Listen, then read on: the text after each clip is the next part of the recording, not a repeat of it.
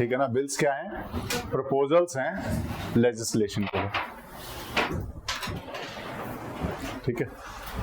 तो शुरुआत हम टाइप ऑफ बिल्स से करेंगे और उसके बाद फिर एक एक करके उन बिल्स को हमें देखना है, ठीक है। तो टाइप ऑफ बिल्स में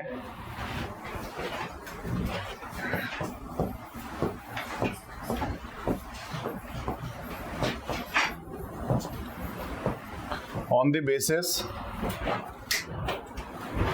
of who proposes the bill, इसके हिसाब से हम इसको दो हिस्सों में डिवाइड कर सकते हैं। ये बिल गवर्नमेंट बिल भी हो सकता है, प्राइवेट बिल भी हो सकता है, या फिर हम इसको दो हिस्सों में कर सकते हैं, पब्लिक बिल और प्राइवेट बिल। पब्लिक बिल कौन सा होगा? पब्लिक बिल को हम गवर्नमेंट बिल भी कहते हैं, पब्लिक बिल को हम गवर्नमेंट बिल भी कह सकते हैं। ये वो बिल होगा that needs to be introduced by the minister, और ये कौन इंट्रोड्यूस करेगा? Any member other than the minister.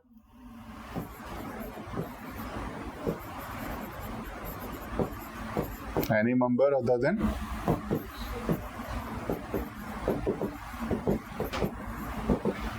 ठीक है, बेसिक डिफरेंस। उसके साथ कुछ और डिफरेंसेस भी इसके साथ हमें पता होने चाहिए।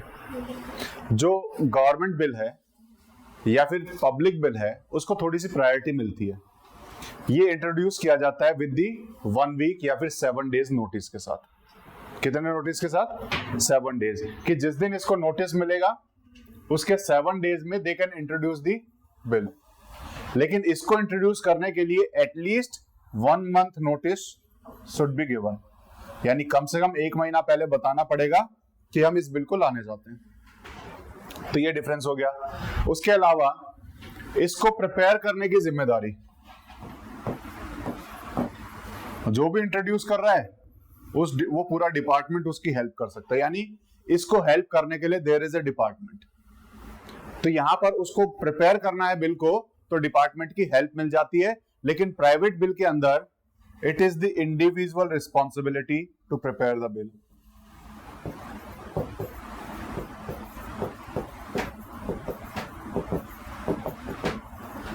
ये उसकी इंडिविजुअल रिस्पॉन्सिबिलिटी होती है टू प्रिपेयर द बिल, ठीक है। तो कौन प्रपोज कर रहा है बिल को, उसके बेसिस पे 2 टाइप हमारे, ठीक है। उसके बाद नेचर के बेसिस पे अलग अलग बिल्स हमें पढ़ने हैं, ठीक है ना। On the basis of the nature of the bill हम उसको अलग अलग हिसाब से डिवाइड करेंगे। ये लिख लिया ना, ठीक है। On the basis of nature of the bill, on the basis of nature of bill अब हम टाइप्स ऑफ बिल को अलग अलग हिस्सों में डिवाइड कर सकते हैं। सबसे पहले ऑर्डिनरी बिल। सबसे पहले क्या आएगा? Ordinary bill. उसी के बाद एक टाइप हो सकता है मनी बिल। उसके बाद एक टाइप हो सकता है फाइनेंशियल बिल, और फाइनेंशियल बिल अपने आप में टाइप 1 एंड टाइप 2 होते हैं।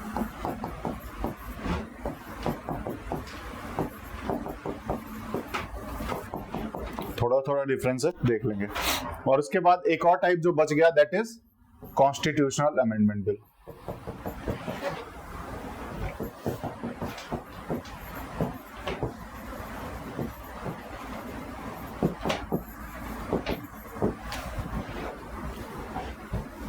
नॉर्मल कोई भी लेजिस्लेशन है, नॉर्मल कोई भी प्रपोजल है, वो आपका ऑर्डिनरी बिल में आएगा। कंसोलिडेटेड फंड ऑफ इंडिया या कोई भी टैक्स प्रपोजल है, या कोई भी अगर हमें पैसा खर्च करना है पब्लिक का, तो उसके लिए हमें मनी बिल इंट्रोड्यूस करना पड़ेगा। वहीं उसके साथ कुछ और फीचर ऐड हो जाए, पैसे खर्च करने के अलावा कुछ और फीचर ऐड हो जाए, तो फाइनेंशियल बिल में इंट्रोड्यूस करेंगे। और कॉन्स्टिट्यूशन को अमेंड करना हो तो उसके लिए जो प्रपोजल आएगा वो कॉन्स्टिट्यूशनल अमेंडमेंट बिल के थ्रू आएगा, ठीक है। बेसिक डिफरेंस आपको आइडिया होना चाहिए, ठीक है, अब एक एक करके इनको समझेंगे। सबसे पहले ऑर्डिनरी बिल समझेंगे, क्या इनका प्रोसीजर समझेंगे कि किस तरीके से ये हाउस में पास किए जाते हैं, किस तरीके से हाउस में इनको पास किया जाता है, वो प्रोसीजर आपको पता होना चाहिए, वो इंपॉर्टेंट है। तो will start with ordinary bill.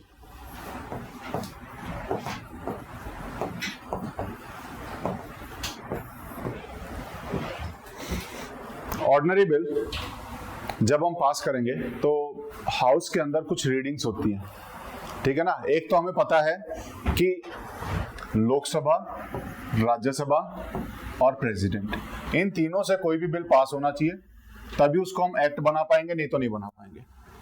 ये हमें पता है। लोकसभा, राज्यसभा और प्रेसिडेंट, ये तीनों मिलकर के पास करेंगे किसी भी बिल को, तभी वो चीज एक्ट बनेगी, नहीं तो नहीं बनेगी। ठीक है, ये तो है ओवरऑल अगर हम देखें, लेकिन ये पास कैसे करते हैं लोकसभा और राज्यसभा, उसको भी हमें समझना है। उसके बाद इनके पास क्या क्या ऑप्शन होते हैं वो हमें समझना है। ठीक है, सबसे पहले ऑर्डिनरी बिल में आपको ये पता होना चाहिए कि it can be introduced in any of the houses.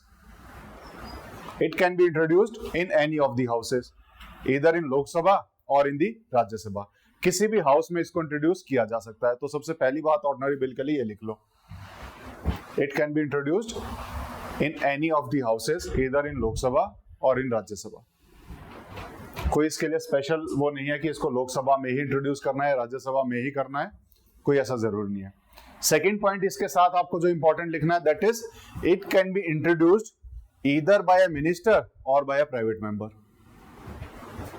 इसको कोई भी इंट्रोड्यूस कर सकता है, प्राइवेट मेंबर भी इंट्रोड्यूस कर सकते हैं और मिनिस्टर भी इंट्रोड्यूस कर सकता है।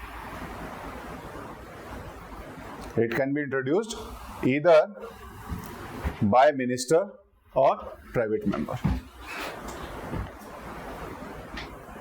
ठीक है, क्लियर है। प्राइवेट मेंबर करेगा तो 1 मंथ का नोटिस पीरियड हमें पता है, और गवर्नमेंट अगर करती है, मिनिस्टर कोई करता है तो 7 डेज का नोटिस पीरियड। ठीक है, उसको क्या कहते हैं हम, asking for the leave of the house, है ना। जब हमें हाउस की परमिशन चाहिए होती है तो क्या बोलते हैं, लीव ऑफ द हाउस, या फिर ऑब्टेनिंग द फ्लोर, ठीक है ना, या फिर ऑब्टेनिंग द फ्लोर भी हम कह सकते हैं उसको। अब यहां पर किसी भी हाउस में इधर इन द लोकसभा और इन द राज्यसभा, वहां पर उनको जिस स्टेज से होकर के गुजरना पड़ता है, 3 स्टेजेस आपको पता होनी चाहिए। ठीक है ना, कौन कौन से स्टेज हैं, first stage, second stage, third stage. लेकिन स्टेज ना लिख करके हम उसे लिखते हैं फर्स्ट रीडिंग, सेकंड रीडिंग और थर्ड रीडिंग। हम क्या लिखेंगे, सबसे पहले फर्स्ट रीडिंग,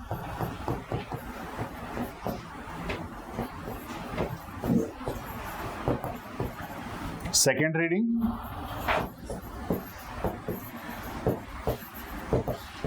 और थर्ड रीडिंग। ये 3 स्टेजेस हैं। सेकंड रीडिंग में थोड़ी ज्यादा स्पेस छोड़ना, वहां ज्यादा चीजें। First, second and third. First होता है इंट्रोडक्शन के लिए और थर्ड होता है पास करने के लिए पूरे बिल को। अभी मत लिखो, बाद में लिख लेना, ठीक है, मैं वैसे समझा रहा हूं। फर्स्ट में इंट्रोडक्शन होगा, सेकंड में पास करना है, जो भी डिस्कशन होना वो सेकंड में होगा, थर्ड में पास करना है। नहीं, थर्ड में मैंने फर्स्ट, सेकंड में पास करना है, थर्ड में जो भी डिस्कशन होना वो होगा। ठीक है, सॉरी, सेकंड में, मैंने फिर से उल्टा बोल दिया। जो भी डिस्कशन होना है वो हमारा सेकंड में होगा। ठीक है, तो इस हिसाब से चलेगा, इंट्रोड्यूस किया, डिस्कस किया, पास किया। ठीक है, सिंपल क्लासिफिकेशन। अब फर्स्ट रीडिंग में जहां इंट्रोड्यूस करना है, तो फर्स्ट रीडिंग में क्या क्या चीजें आएंगी वो आपको पता होनी चाहिए। सबसे पहले इंट्रोडक्शन ऑफ द बिल, यहां पर क्या लिखेंगे, introduction of the bill plus इसके साथ साथ जिस दिन उसको इंट्रोडक्शन करना है तो उसके सिर्फ मेन ऑब्जेक्टिव्स, मेन हेडलाइन, जो भी इंट्रोड्यूस कर रहा है वो बोल करके पूरे हाउस को बताएगा कि मैं बिल लेके आ रहा हूं और इसके अंदर मेनली ये चीज है। पूरा डिटेल में नहीं बताना है, सिर्फ हेडिंग बतानी है, नाम बताना, ऑब्जेक्टिव्स बताने हैं कि हम इससे करना क्या चाह रहे हैं। ठीक है, इसको हम बोलते हैं इंट्रोडक्शन ऑफ द बिल। तो इंट्रोडक्शन के टाइम पे नो डिस्कशन इज अलाउड। यहां पर कोई भी डिस्कशन अलाउड नहीं होता है।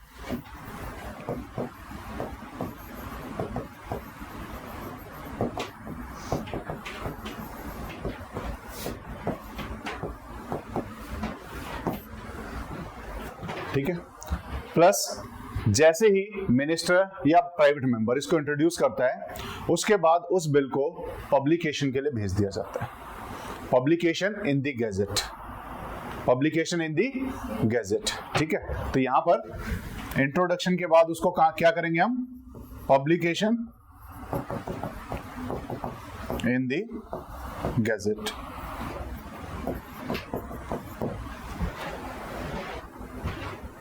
और फिर उसको डिस्ट्रीब्यूट किया जाता है to the public and to the members कि देख लो, तुम भी पढ़ लो ढंग से, जब डिस्कस करेंगे तो ये मत बोलना हमें बताया नहीं था। ठीक है। तो इसलिए शुरुआत में सबको ये दे दिया जाता है कि देख लो भाई, साउंड एक बार पढ़ लेना और बाद में बोलना कि हमसे ये छुपाया गया है। तो पब्लिकेशन में दे देंगे, गजेट में छप के आ जाएगा। एक बार ये हो गया, उसके बाद हम सेकेंड स्टेज पे आते हैं, सेकेंड रीडिंग। सेकेंड स्टेज में क्या होगा, सेकेंड रीडिंग जिसको हम बोल रहे हैं, ये स्टेज है for the general and the detailed discussion. General and the detailed discussion, यहां पर अब डिस्कशन करना है। इस सेकेंड स्टेज में भी अलग से 3 स्टेजेस आपको दिखाई देंगी। सेकेंड स्टेज के अंदर भी 3 स्टेजेस अलग से दिखाई देंगी। ठीक है। कौन कौन से स्टेज हैं सुकन्या? और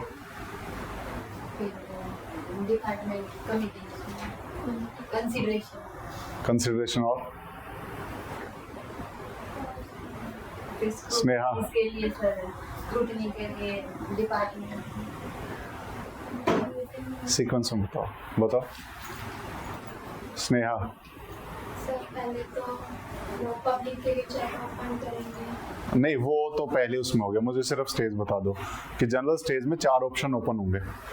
ठीक है ना। उसके बाद एक कमेटी के लिए वो डॉक्यूमेंट और जो कमेटी स्टेज आ गया। फिर उसके बाद डिस्कशन होगा, यस वोटिंग होगी, कंसिडरेशन स्टेज बोलते हैं उसको। ठीक है। हाँ ठीक है। क्या क्या स्टेज होगी? सबसे पहले जनरल डिस्कशन होगा। जनरल डिस्कशन के बाद या डिटेल डिस्कशन के बाद 4 ऑप्शन इनके पास होते हैं। ठीक है। सबसे पहले क्या होगा, द डिस्कशन, और यहां पर 4 ऑप्शन होते हैं इनके पास उस बिल को लेकर के। 4 ऑप्शन क्या होते हैं? सबसे पहले कि हम खुद ही इसको टेक ओवर कर लें और इसको डिसाइड करते हैं, हाँ या ना में जवाब देके खत्म करते हैं कहानी, आपस में बात करके सुलझाते हैं और आगे बढ़ते हैं। पहला तो ये हो गया। ठीक है। तो पहला क्या हो जाएगा, कंसिडरेशन बाय सेल्फ, या उसको क्या बोलेंगे, कंसिडरेशन हम कह सकते हैं। अदरवाइज कंसिडरेशन, यहां कंसिडरेशन लिखूंगा तो आगे कंफ्यूजन हो जाएगा। यहां पर इसको वर्ड क्या रहेगा प्रॉपर, खुद से ही डिसाइड करना है। ठीक है ना। नहीं, डिसाइड बाय सेल्फ नहीं, to continue with the bill. ठीक है ना, कि कंटिन्यू विद द बिल, और यहीं पर उसकी वोटिंग वगैरह करके खत्म करो। सेकंड है किसको रेफर करो। रेफर किसको करो, या तो सेलेक्ट कमेटी को या ज्वाइंट कमेटी को।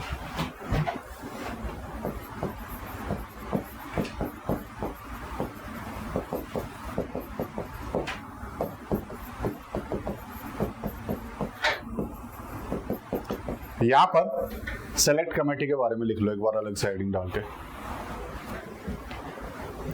सेलेक्ट कमेटी में it comprises of the members from same house, of the members from the same house, single house से। अगर वो लोकसभा की कमेटी बन रही है तो सिर्फ लोकसभा के मेंबर्स उसमें होंगे। ज्वाइंट कमेटी में it comprises of members from the both the houses।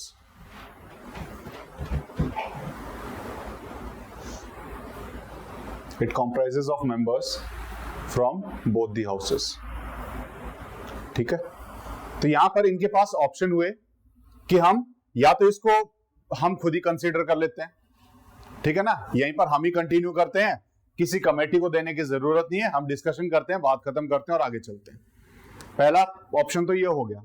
Second option है कि नहीं, इसको थोड़ा और डिटेल डिस्कशन की जरूरत है, डिटेल रिव्यू की जरूरत है, तो इसके लिए हम एक कमेटी बनाते हैं, वो इसको बहुत डिटेल में स्टडी करेगी। लेकिन वो कमेटी कैसी बनाए, इसी हाउस की हो या दोनों हाउस के मेंबर्स हो, ये भी डिसाइड करते हैं। तो यहां पर या तो वो उसको खुद कंटिन्यू करेंगे, या सेलेक्ट कमेटी को देंगे, या ज्वाइंट कमेटी को देंगे, या फिर लास्ट ऑप्शन है कि हम उस बिल को पब्लिक ओपिनियन के लिए ओपन कर देंगे, या फिर उसको पब्लिक ओपिनियन के लिए ओपन कर देंगे। और जैसा भी हमें मीडिया से न्यूज मिलेगी कि ये पब्लिक इसको चाहती है नहीं चाहती है, उसके हिसाब से हम फाइनली इसके ऊपर जो भी चेंज करना है वो करके एक्शन ले लेंगे। ठीक है, ये हो गया हमारा सेकंड रीडिंग की फर्स्ट स्टेज। सेकंड रीडिंग की फर्स्ट स्टेज, उसके बाद second stage Sukanya, second stage consideration stage, consideration नहीं कमेटी स्टेज। अगर ये कमेटी को रेफर किया जाता है, अगर ये कमेटी को रेफर किया जाता है तो सेकंड स्टेज आएगी committee stage.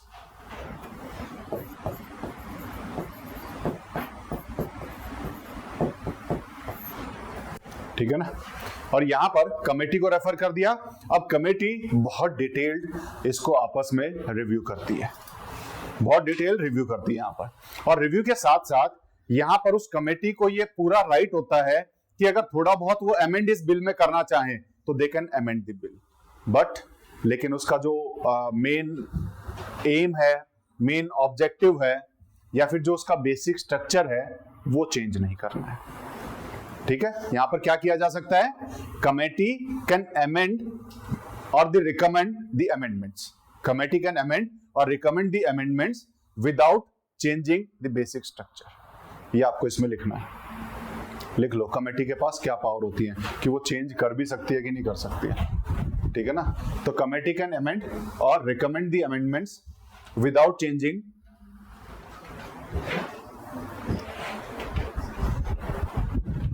the essence, committee can amend or recommend the amendments without changing the essence or basic structure of the bill। मतलब ऐसा नहीं है कि हम सोसाइटी के लिए लेके आ रहे हैं लेकिन उसको कॉर्पोरेट के लिए ही चेंज कर दिया। ठीक है ना, मतलब स्ट्रक्चर सेम रहना चाहिए, एसेंस सेम रहना चाहिए, नतीजे सेम निकलने चाहिए, लेकिन जो थोड़े बहुत ग्रामेटिकल या वैसे उनको लगता है कि इस लाइन को ऐसे कर दिया जाए या इसको अमेंड करेंगे तो और ज्यादा इफेक्टिव हो जाएगा, तो वैसे अमेंडमेंट्स अलाउड है। ठीक है, कमेटी स्टेज होगी, और कमेटी स्टेज होने के बाद फिर से वो हाउस में आ जाएगा। कमेटी के पास गया, कमेटी ने अपने रिकमेंडेशंस दिए, कमेटी ने अपने रिव्यू करके जो भी लिखा, उसके बाद दोबारा से वो कहाँ आएगा, हाउस में आ जाएगा। और अब जो स्टेज आएगी that is consideration stage. Next stage is consideration stage.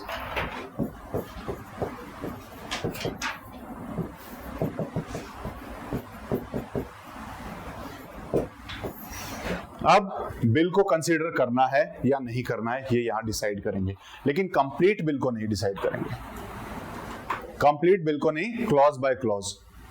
पहले एक पोर्शन उठाएंगे, सबसे पूछेंगे ये एक्सेप्टेड है या रिजेक्टेड है, और उसमें अगर कोई अमेंडमेंट है तो यहां पर फिर से अमेंड कर सकते हैं। यहां पर भी अमेंडमेंट्स आर अलाउड जब ये क्लॉज बाय क्लॉज डिस्कशन कर रहे हैं। तो यहां पर कंसिडरेशन स्टेज में क्लॉज बाय क्लॉज कंसिडरेशन होता है।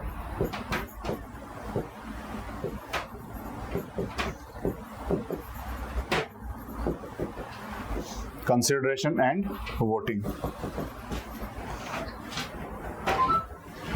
ठीक है, बिल के एक एक पार्ट को उठाएंगे, डिस्कस करेंगे, उस सब हाउस वालों से पूछेंगे ये सबको ठीक लग रहा है या कुछ चेंज करना है। चेंज करना है तो वहीं पर चेंज करो, काम खत्म करो, आगे बढ़ो, फिर अगले क्लॉज पे चलो।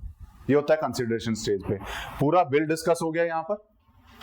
अब उसके बाद हम पहुंचते हैं थर्ड रीडिंग पे, और थर्ड रीडिंग बेसिकली एक ही चीज बोलती है, या तो आप एक्सेप्ट करो बिल को या रिजेक्ट करो। यानी अब पूरा बिल हाउस के सामने रख दिया जाता है कि इधर पास द बिल और रिजेक्ट द बिल, इधर पास द बिल और रिजेक्ट द बिल। ठीक है, तो यहां पर या तो इसको पास करेंगे, एक्सेप्ट कर लेंगे बाय वोटिंग, और इसको रिजेक्ट कर देंगे। इस स्टेज में no amendments are allowed. Third reading में कोई भी अमेंडमेंट अलाउड नहीं है। यहां पर कंप्लीट बिल को लिफाफे में बंद करेंगे, बताओ ये पास करना है कि नहीं करना है, बात करते हैं। ठीक है, तो कंप्लीट बिल को रिजेक्ट करना और पास करने की बारी थर्ड रीडिंग में आती है, क्योंकि डिस्कशन जो होना है वो मेनली हमारा सेकंड स्टेज में हो चुका होता है। तो फर्स्ट स्टेज इंट्रोडक्शन होता है, second stage detailed review and discussion होता है, और थर्ड स्टेज पास और फेल करने की बारी आती है। थर्ड स्टेज पास और फेल करने की बारी आती है। ठीक है, ये हो गया पहले हाउस से। अब उसके बाद ये जो पास और फेल हो रहा है इसको समझने की जरूरत है।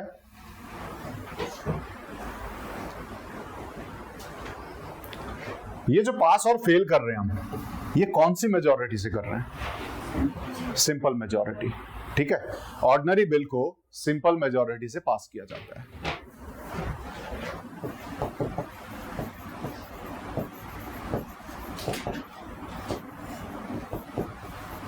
हालांकि इसके लिए भी बहुत सारे वो रूल्स बने हुए हैं, उनके कन्वेंशंस बने हुए हैं कि वोटिंग नहीं कराएंगे, हम ऐसे ही पूछ लेंगे कि एक्सेप्टेड है तो एज और नोज में आपको जवाब देना है। ठीक है ना, एज और नोज। तो स्पीकर को जो ज्यादा सुनाई दे कि एज मुझे सुनाई दे रहा है, तो बताओ ठीक सुनाई दे रहा है कि नहीं सुनाई दे रहा है। अब रिजेक्शन वाले उन्हें अगर हाथ उठा लिए कि हाँ नहीं हमें ऑब्जेक्शन है, तो बोलेंगे ठीक है, अब एक बार साइलेंस हो, सब एक बार फिर से साइलेंट हो जाओ, मतलब पूरे फ्लोर को साइलेंट होने के लिए बोलेगा। अब बोलेगा फिर से बोलो एज और नोज, फिर से उसको लगेगा तो बोले ठीक है मुझे एज की आवाज सुनाई दे रही है, वो बोलेगा नहीं। बाकी ऑब्जेक्शन वाले बोलेंगे नहीं हमें तो नोज वाली ज्यादा लग रही है। ऑब्जेक्शन जैसे होगा वो फिर से बोलेगा ठीक है एक काम करो, जो एज वाले हैं वो अलग हो जाओ, नोज वाले अलग हो जाओ, यानी एक एक बार हाथ उठाओ, एज वाले हाथ उठाओ, नोज वाले हाथ उठाओ, काउंट करेंगे। काउंट करने के बाद भी किसी को दिक्कत होती है, ऑब्जेक्शन होता है, फिर से उसके बाद स्पीकर के पास जाएगा, चेयरमैन के पास जाएगा, और उस टाइम पे वो बोलता है ठीक है नहीं मान रहे हो चलो वोटिंग कर ही लेते हैं। उसके बाद फाइनली वोटिंग वाली स्टेज आती है, तो उससे पहले बातों से ही काम चलाने की सोचते हैं। ठीक है, तो ये चलता है। तो ये होता है बाय द सिंपल मेजॉरिटी। यहाँ पर किस मेजॉरिटी से होगा? सिंपल मेजॉरिटी से। सिंपल मेजॉरिटी से जब एक बार एक हाउस ने पास कर दिया, उसके बाद it will move to the second house, और सेकेंड हाउस में फिर से first reading, second reading, third reading. Second house में भी पूरा प्रोसीजर चलेगा, ये जो हमने फर्स्ट हाउस में किया है। ठीक है, first reading, second reading, third reading, ये सब फिर से सेकेंड हाउस में भी होगा। अब सेकेंड हाउस के पास बहुत सारे ऑप्शंस होते हैं। ऑर्डिनरी बिल के केस में इसके बाद अगर मान लो इसने भी पास कर दिया विद द सिंपल मेजॉरिटी, उसके बाद कहां जाएगा? और प्रेसिडेंट के पास कितने ऑप्शन होते हैं? 3 ऑप्शन होंगे। क्या क्या? एक्सेप्ट, रिजेक्ट और पॉकेट बिल। पॉकेट में रख लो, है ना। एक्सेप्ट, रिजेक्ट और keep it in pocket, withhold. Withholding assent तो रिजेक्ट हो गया बेसिकली, ठीक है ना। उसको वैसे देखें तो यहाँ पर या तो एक्सेप्ट करो या रिजेक्ट करो या फिर पॉकेट में रख लो। मतलब ऑफिस में रख के भूल जाता है कि कहाँ रखा है कुल मिलाकर के ठीक है, वो पॉकेट बिल बोला जाता है, वो पॉकेट वीटो बोला जाता है, इसलिए उसको पॉकेट में बोला है। ठीक है, उसका नाम है पॉकेट वीटो। ठीक है, अब सेकंड हाउस में आया है। फर्स्ट हाउस के बाद यहां हेडिंग डालो डेडलॉक या फिर जॉइंट सिटिंग।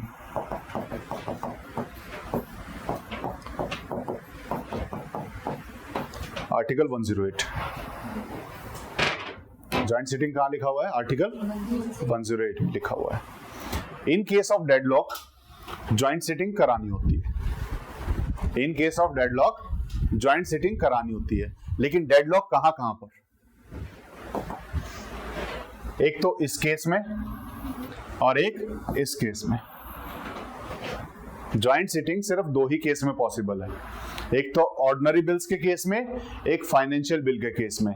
ना तो कॉन्स्टिट्यूशनल अमेंडमेंट के केस में जॉइंट सिटिंग पॉसिबल, ना ही मनी बिल के केस में जॉइंट सिटिंग पॉसिबल। क्यों नहीं है, थोड़ी देर में हमें समझ में आ जाएगा।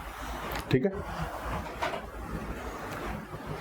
जॉइंट सिटिंग कराएंगे कब? इन केस ऑफ डेडलॉक। डेडलॉक का मतलब क्या है कि दोनों आपस में अड़ गए हैं और कोई किसी की बात मानने को राजी नहीं है। एक हाउस ने, हाउस 1, हाउस 2, एक हाउस ने किसी बिल को पास किया और इसने उस बिल को रिजेक्ट कर दिया। बिल का फ्यूचर क्या है? बिल का फ्यूचर क्या है? कोई फ्यूचर ही नहीं है, लेकिन फिर भी ये बोले नहीं हमें तो पास करवाना है। तो ऑप्शन क्या बचा कि देखो हमारी आपस में तो बन नहीं रही है, हम जितनी बार पास करेंगे रिजेक्ट करेगा। तो इसीलिए this is a case of deadlock. इसीलिए कौन सा केस है? डेडलॉक का केस है। तो इसीलिए प्रेसिडेंट बोलेगा जब डेडलॉक हुआ है तो दोनों आपस में मिल बैठ के बैठो और डिसाइड करो कि तुम्हें करना क्या है, और जो मिल के बैठेंगे दैट इज जॉइंट सिटिंग। ठीक है, उसके बाद दूसरा केस क्या हो जाएगा? ये हाउस पास कर रहा है,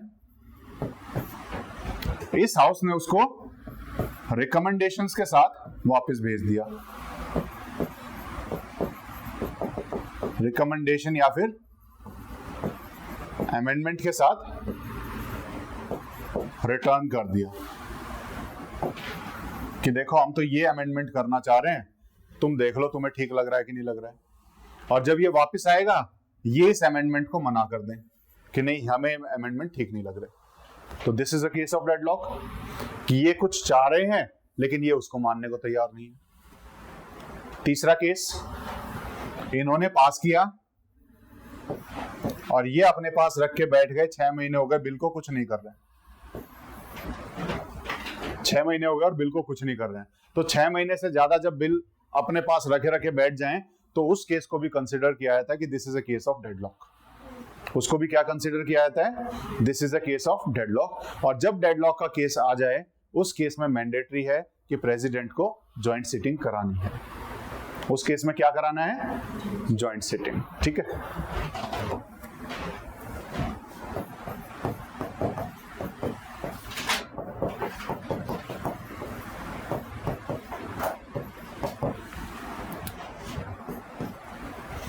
सबसे पहले जॉइंट सिटिंग में कौन अनाउंस करेगा? जॉइंट सिटिंग के लिए प्रेसिडेंट अनाउंस करेगा।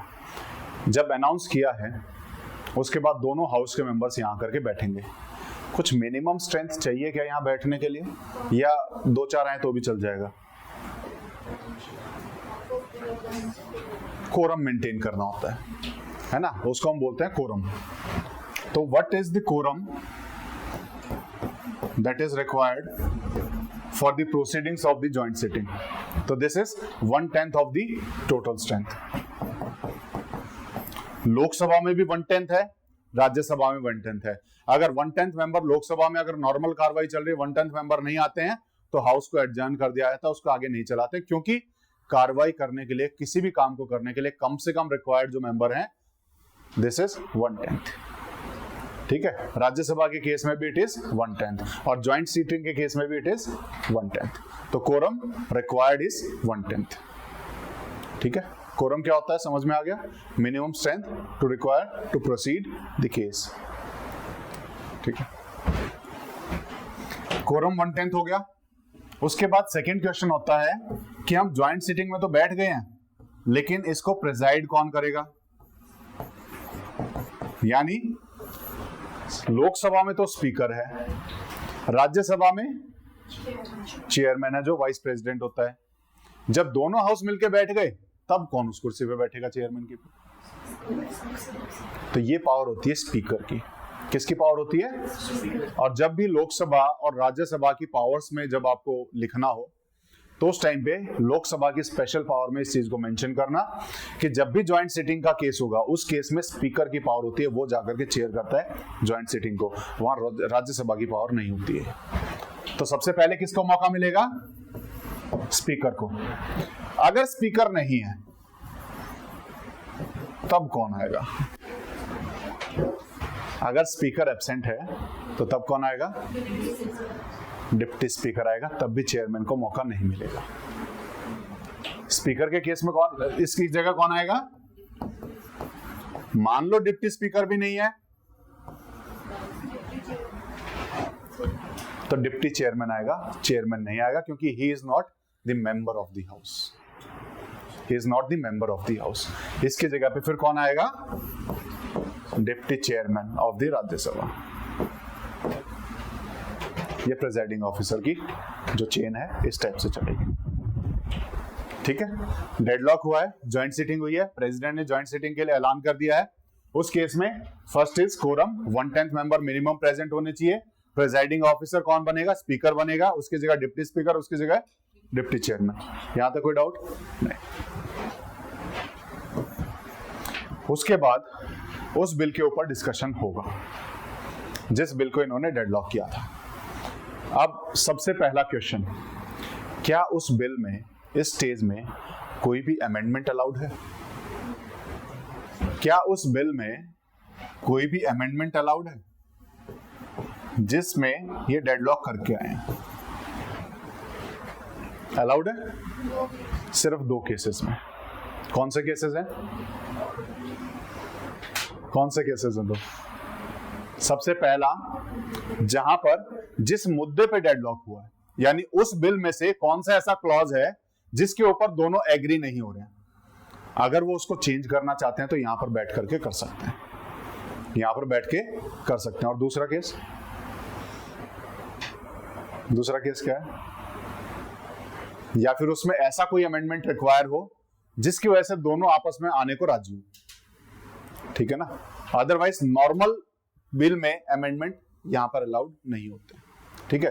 आपको सिर्फ ये लिखना है, अमेंडमेंट एक्सेप्शनल केसेस में only on the cases where deadlock has happened is allowed, ठीक है ना। Amendment is allowed only on the clauses where the deadlock has happened, ठीक है ना। तो सिर्फ आपको वो लिखना है, अलाउड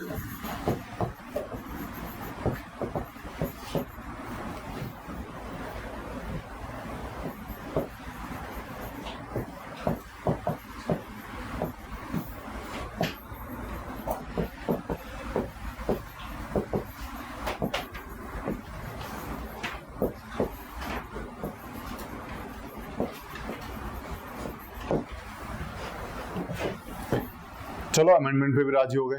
उसके बाद टाइप ऑफ मेजॉरिटी कौन सी चाहिए यहां पर?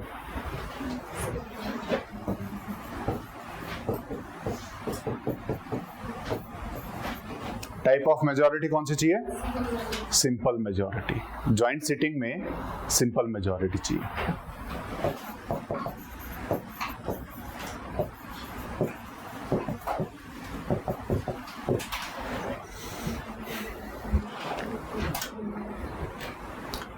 आज तक सिर्फ 3 बार ज्वाइंट सिटिंग हुई है। आज तक कितनी बार हुई है? 3 बार। ज्यादा बार क्यों नहीं हुई है? ये 3 ही बार तक क्यों लिमिटेड हुई है?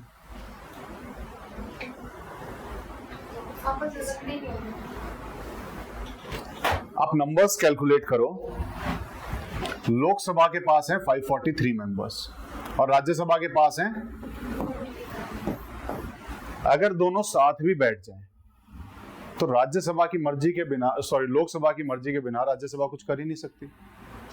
लोकसभा अकेले उस बिल को पास कर सकती है, तो राज्यसभा क्यों बेइज्जती कराएगी बार बार जाके वहां पे, है ना। तो इसलिए वो पहले ही जो बिल पे करना होता है वहीं बैठ के कर लेती है। बोले ज्वाइंट सीटिंग में जाकर के हमें नहीं सुननी लोकसभा वालों की, चलनी तो उन्हीं की है फाइनली, क्योंकि नंबर उनके ज्यादा हैं और सिंपल मेजॉरिटी चाहिए।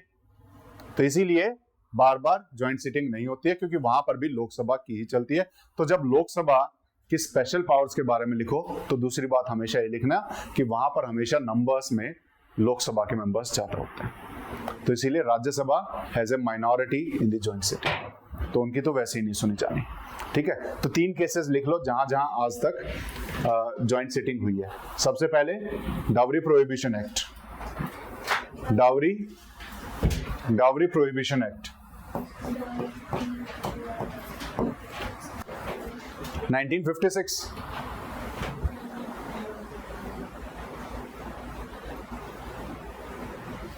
Banking conditions act second, banking conditions act 1978, banking conditions act, dowry prohibition 1956,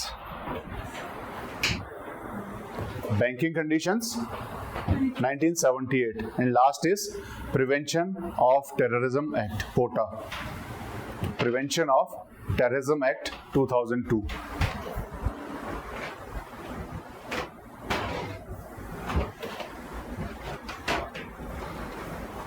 Prevention of Terrorism Act 2002.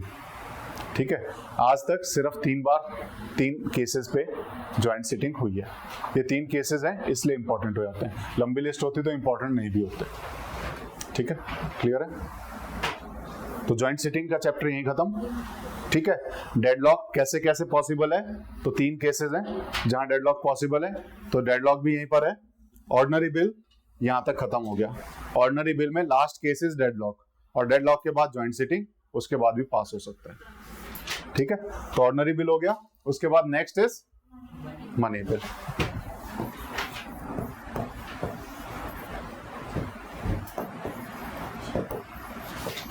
Money bill के लिए आर्टिकल इज 110। आर्टिकल कौन सा है मनी बिल का? 110। And the special procedure to pass the money bill, उसके लिए article is 109।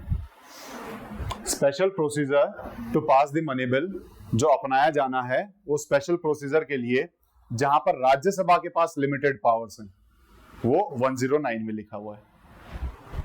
The special procedure for the money bill is in 109, article 109।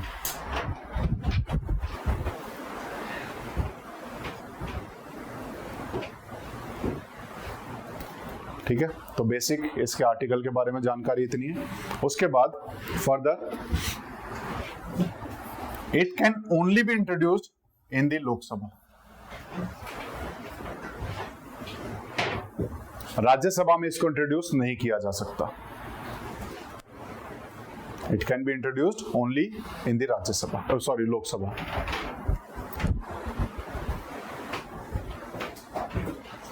Second, it can be introduced only with the prior recommendation of the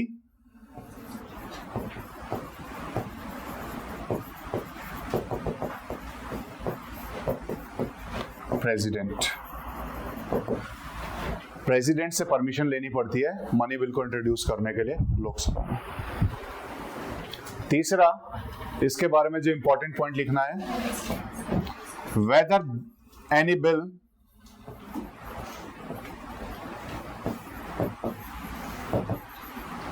is a money bill or not.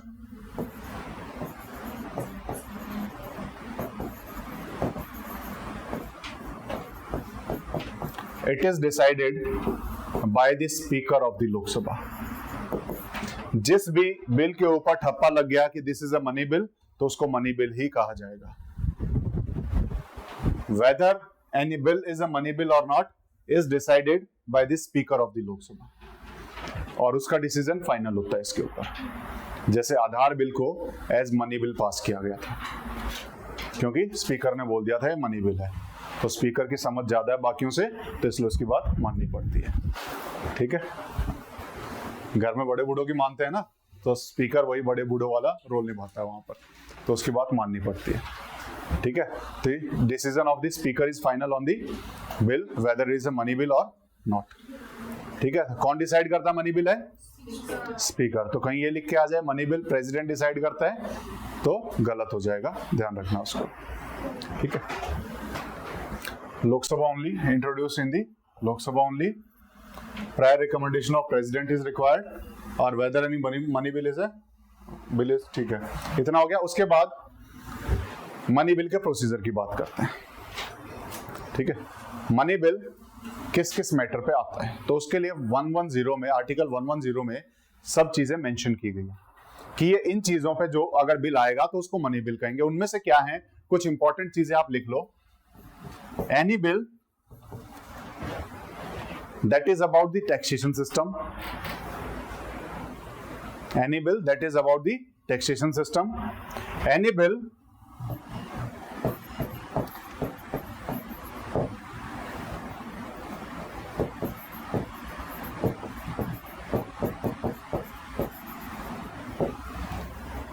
that is about the income या फिर deposition of money in consolidated fund of India और expenditure from the consolidated fund of India. इस consolidated fund of India में या तो पैसे डालने की बात की गई हो या इससे पैसे निकालने की बात की गई हो, तो वो भी मनी बिल में आएगा.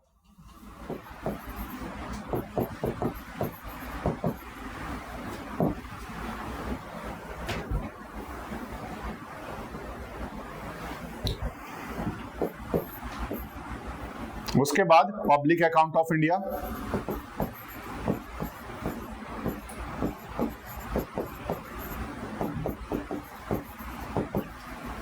इसमें सिर्फ पैसे जमा करने की बात जिसमें की जाएगी, निकालने की बात नहीं करेंगे. एक्सपेंडिचर गवर्नमेंट अपनी मर्जी से कर सकती है पब्लिक अकाउंट ऑफ इंडिया में, उसको as a money bill introduce करने की जरूरत नहीं है. ठीक है, तो पब्लिक अकाउंट में ओनली डिपोजिशन की जिसमें बात की जाएगी तो वो क्या हो जाएगा, मनी बिल हो जाएगा.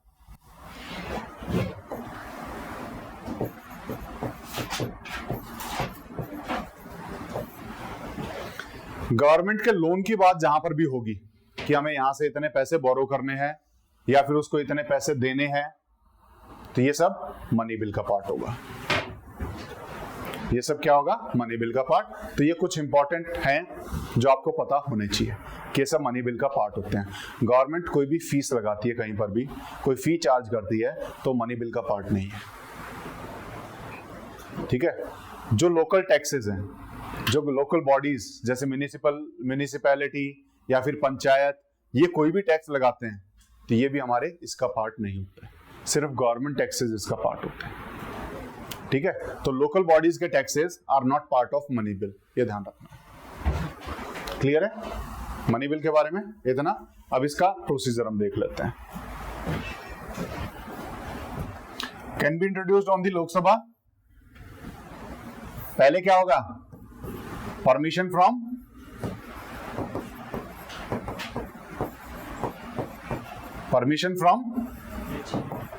प्रेसिडेंट. प्रायर रिकमेंडेशन चाहिए ना. उसके बाद लोकसभा में जाएगा. लोकसभा के साथ एक और चीजें लिखो, it can only be introduced by minister only. एक और चीज इसमें लिख लो, it can be introduced by a minister only. तो ये हमेशा पब्लिक बिल होता है. मनी बिल ऑलवेज है पब्लिक बिल. ठीक है, ये हमेशा पब्लिक बिल होगा, ये ध्यान रखना. परमिशन फ्रॉम प्रेसिडेंट लोकसभा में आया. लोकसभा फिर first reading, second reading, third reading वो करेगा ही करेगा. ठीक है ना, वो प्रोसीजर तो हर जगह चलेगा. चाहे वो बजट आ जाए, चाहे कुछ भी आ जाए, वो प्रोसीजर रहेगा हमेशा. क्लियर है. ठीक है, लोकसभा के बाद जब ये पास करेगा, राज्यसभा के पास जाएगा. राज्यसभा इस बिल को ना तो अमेंड कर सकता ना रिजेक्ट कर सकता. Rajya Sabha can not amend or reject the bill. Rajya Sabha cannot amend or reject the bill. उसके बाद it can only क्या कर सकता है, recommend. recommendation से बोलेंगे ना, it can only give recommendations.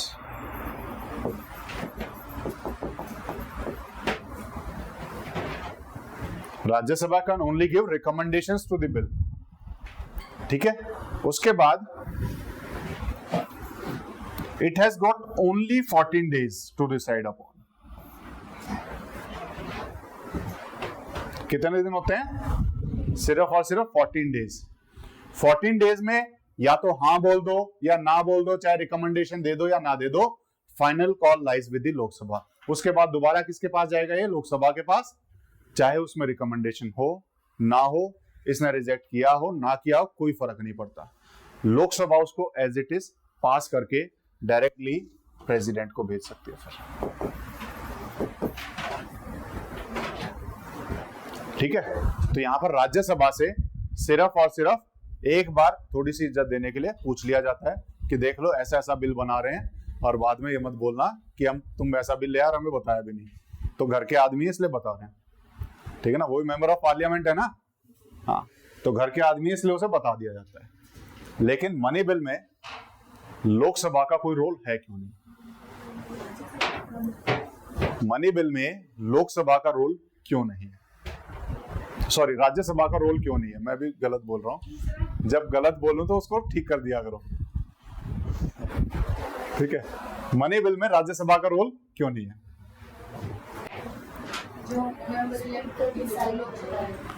क्योंकि पब्लिक मनी से डील कर रहे हैं, तो पब्लिक मनी से सिर्फ वही डील कर सकता है जिसको पब्लिक ने चुना हो, और हमने लोकसभा के मेंबर्स को चुना होता है, राज्यसभा के मेंबर्स को नहीं। राज्यसभा के members are indirectly elected members, इसीलिए they have very little say on the money bills, इसीलिए मनी बिल के केसेस में उनका ज्यादा रोल है नहीं, ठीक है, क्योंकि मनी बिल पब्लिक मनी की बात की जा रही है, उसको खर्चने की बात की जाती है। क्लियर है? ठीक है, तो यहां पर ज्यादातर रोल किसका होगा? लोकसभा। तो जब लोकसभा की स्पेशल पावर्स की बात करो तो वहां पर आपको मनी बिल का मेंशन करना है कि in case of money bill Lok Sabha has far more power than the Rajya Sabha, या फिर हम कह सकते हैं Rajya Sabha has no power in case of money bill. Rajya Sabha के पास कोई पावर नहीं, ठीक है। जो भी डिसाइड करना है लोकसभा का स्पीकर बताएगा मनी बिल है या नहीं, लोकसभा अपनी मर्जी से पास कर सकती है, इसकी सुनेगी भी नहीं, चाहिए हाँ बोले चाहे ना बोले, ठीक है। और उसके बाद finally it goes to the president, और प्रेसिडेंट के पास जाएगा तो यहां प्रेसिडेंट के पास कितने ऑप्शन होंगे? ऑर्डिनरी बिल में कितने ऑप्शन थे?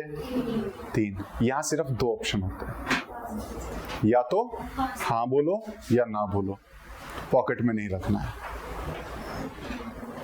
ठीक है। तो pocket veto is not allowed in cases of money bill, pocket veto is not allowed in money bill.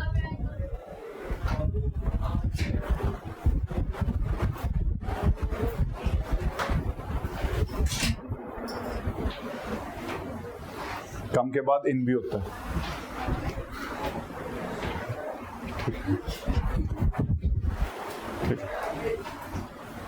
क्या बता रहा था मैं इसमें? समझा नहीं, एक जना बोलो। हाँ, pocket veto is not allowed in money bill. तो यहाँ पर सिर्फ 2 ही वीटो अलाउड होते हैं, या तो उसको पास करो या एक्सेप्ट करो या रिजेक्ट करो, साइन करो नहीं तो मना करो, ठीक है। क्लियर है? तो दिस इज मनी बिल। उसके बाद नेक्स्ट इज फाइनेंशियल बिल।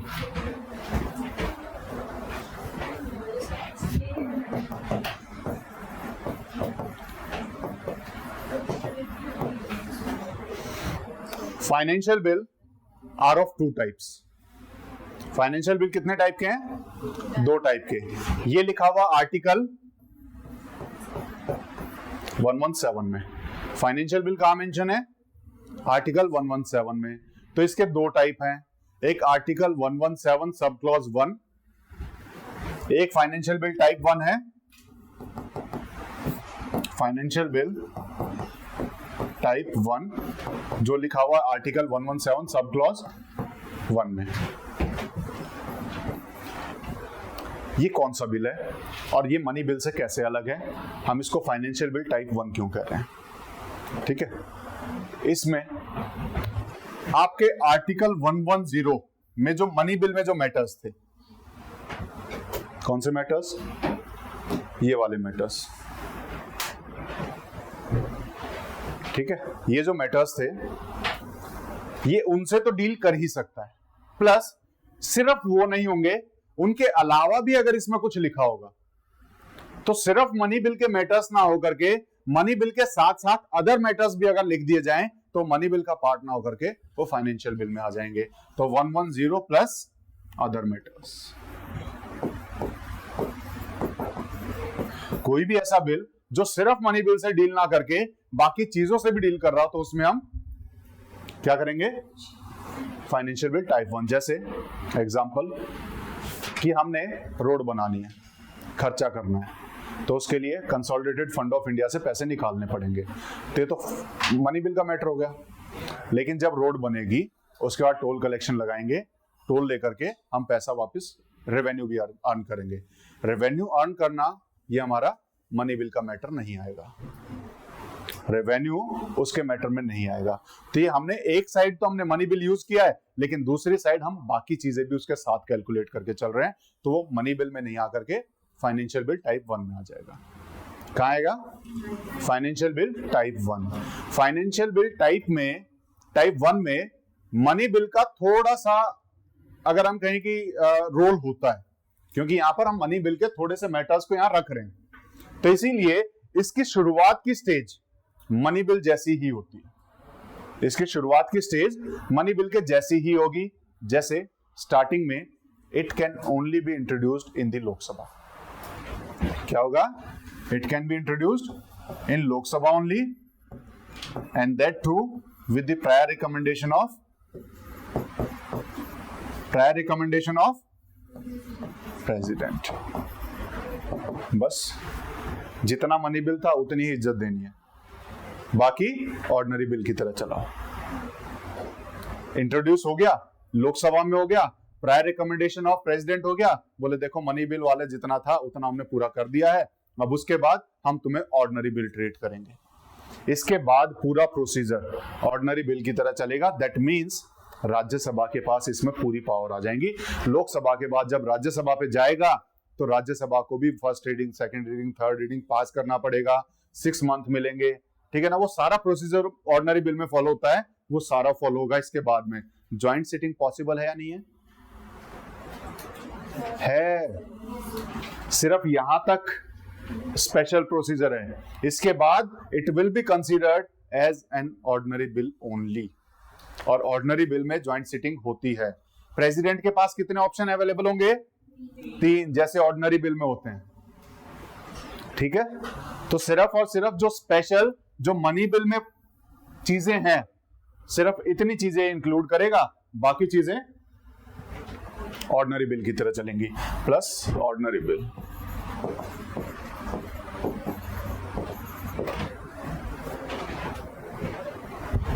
क्या हुआ?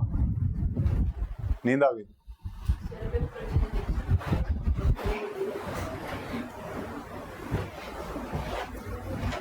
यहां तक डाउट किसी को नहीं?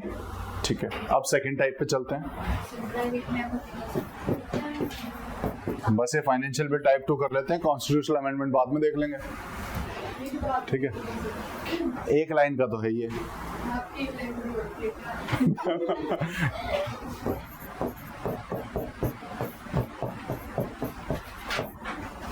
Financial bill type 2 117 sub clause 3, article 117 sub clause 3 में फाइनेंशियल बिल टाइप 2 के बारे में लिखा हुआ है। इसमें क्या होगा? हमने खर्चा तो करना है, लेकिन कोई भी ऐसा मैटर जो 110 में लिखा वो उसमें इन्वॉल्व नहीं होना चाहिए। यानी पैसे का मैटर तो है, लेकिन 110 में जो चीजें लिखी हुई हैं उनमें से कोई भी मैटर इसमें इन्वॉल्व नहीं होना चाहिए। तो 110 के अलावा किसी भी मैटर पे हम खर्चा कर रहे हैं तो that will come in the financial bill type 3, ठीक है ना। तो it will involve expenditure from consolidated fund of India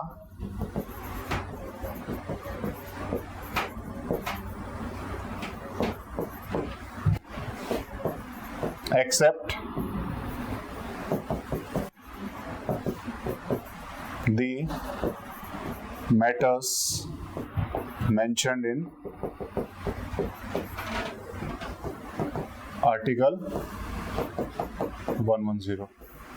110 जो में जो मैटर्स लिखे हुए हैं उसके अलावा अगर हम खर्चा करना चाह रहे हैं कंसोलिडेटेड फंड ऑफ इंडिया से किसी भी रीजन से, तो that will come under financial bill type 3। Example, जितनी भी स्कीम्स हैं हमारी, सोशल स्कीम्स जितनी भी होती हैं, ठीक है ना, वो सोशल स्कीम हम खर्चे की बात तो कर रहे हैं, लेकिन that is not considered under consolidated fund of India. खर्चा वहीं से है, लेकिन वो मनी बिल की तरह पास नहीं होता, तो उसको हम फाइनेंशियल बिल टाइप 3 की तरह पास करते हैं, ठीक है। इसमें क्योंकि खर्चा हो रहा है लेकिन ये मनी बिल नहीं है, तो मनी बिल जितनी इज्जत नहीं देनी है, लेकिन थोड़ा सा स्पेशल इसको प्रोसीजर अपनाना पड़ेगा। वो स्पेशल प्रोसीजर क्या है? ये पहली बात तो किसी भी हाउस में इंट्रोड्यूस किया जा सकता है। पहली चीज तो लिखो, it can be introduced in any of the houses, Lok Sabha और Rajya Sabha, without the prior recommendation of the president. यहां पर प्रायर रिकमेंडेशन भी नहीं चाहिए। तो स्पेशल क्या हुआ इसमें, जब सेकेंड स्टेज आएगी of the bill, second reading की लास्ट स्टेज क्या थी? सेकेंड रीडिंग की लास्ट स्टेज बताओ ऑर्डिनरी बिल में, consideration. At the consideration stage recommendation और permission from the president is required. यहां पर एक जगह पे प्रेसिडेंट की परमिशन चाहिए और that is eight the consideration stage of the bill, यानी सेकेंड रीडिंग के थर्ड स्टेज में।